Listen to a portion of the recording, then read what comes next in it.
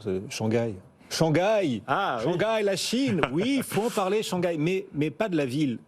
Non, de la mise à jour d'Ethereum. Cette mise à jour, justement, est baptisée Shanghai. Alors, parce qu'à chaque fois, les mises à jour d'Ethereum ont des noms de villes. La précédente, c'était Paris, d'ailleurs. C'était Paris, exactement. Voilà, donc on fait le Paris-Shanghai, et donc la prochaine, c'est Shanghai. Et elle aura lieu dans les prochaines heures, à partir de ce soir minuit, c'est ça, Valentin? Minuit et demi, ouais. C'est important, c'est un rendez-vous important pour l'écosystème crypto ou pas? Oui, c'est un rendez-vous assez important parce que c'est la deuxième partie de la fusion de The Merge dont on a beaucoup parlé ces derniers temps et qui visait à réduire de 99,9% la consommation énergétique du réseau, le faisant passer de Proof of Work à Proof of Stake, donc de la preuve de travail à la preuve d'enjeu. Oui. Donc ça s'est très bien passé, c'était en septembre dernier, on en a beaucoup parlé sur ce plateau, et ça permettait d'enlever une épine du pied des écosystèmes crypto qui sont très énergivores, même si c'est un autre débat et on en parle beaucoup sur ce plateau. En tout cas, voilà, on a enlevé cette problématique puisque maintenant le réseau consomme beaucoup moins parce que sa manière de sécuriser est différente. Ce qui permettra de beaucoup plus facilement le promouvoir aussi auprès de plein d'entreprises en disant c'est beaucoup moins énergivore que par exemple le Bitcoin. Exactement, ça permettait d'accéder à certains scoring ou autres et surtout, encore une fois, d'aller dans le bon sens de l'histoire.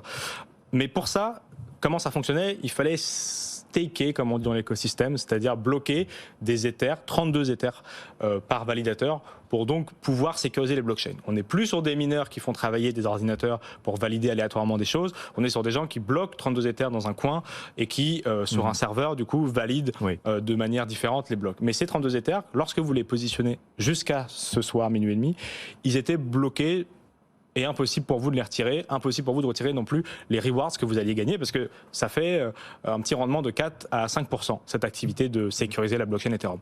Et donc ce soir, qu'est-ce qui se passe? Eh bien, à minuit et demi, les gens qui depuis 2020 déposent des Ethers, il y en a 560 000 validateurs sur Ethereum aujourd'hui. Ça représente 16% de la supply totale des tokens en circulation qui sont bloqués sur le proof of stake justement. C'est combien de fois la ville d'Angers, ça, 500 000 validateurs? Oh, mais c'est pas beaucoup. C'est une fois et demie, aglo comprise, Guillaume. c'est pas presque la ville d'Angers. Et il y en a beaucoup de stakers. Parce que vous venez d'Angers, je vous charrie. Exactement. Et cette capacité, du coup, à minuit et demi de retirer ces Ethers ou ces rewards pose question, notamment sur est-ce que ça va entraîner une pression baissière sur le cours.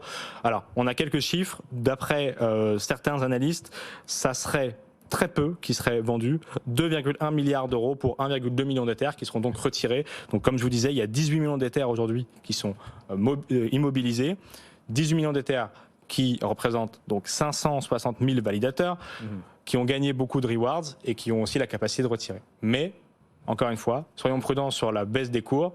La majorité des gens qui ont acheté sont largement rentables ou sont justement à l'équilibre, donc il n'y a pas de risque de rattraper d'un côté ou de l'autre.